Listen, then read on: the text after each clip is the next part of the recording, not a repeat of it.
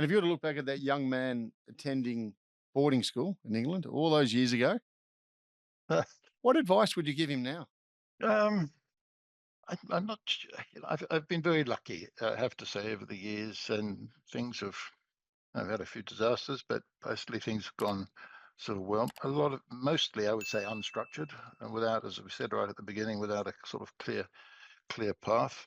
I wish that I wish I'd been a better student. I look at some of my colleagues who went on to do MBAs and things, and their sort of financial acuity around acumen around some things I still sort of admire. I mean, I was the first to go to university. I've sort of barely finished high school. My family, none of my parents or anybody had ever been to university, and to do a sort of MBA or something. I didn't even know what the acronym stood for, And I've sort of now, when I look back, and certainly if for my children, I've been I'm very conscious of the value of education.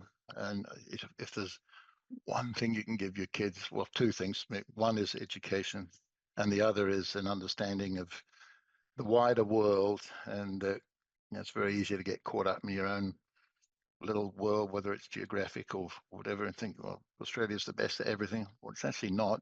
It's a great place, but there are a hell of a lot of other places that are great as well. Go and, I drag my kids all around the world, and they've seen everywhere from the Indian subcontinent to the South Americas and I think hopefully we've imparted in them that the world's a big, complex place, and there are different ways of doing things, and it doesn't make our way right or wrong. It's just different from the people over there, and try to have that sort of that broader understanding. I learned that sort of by osmosis because my entire life was in that environment.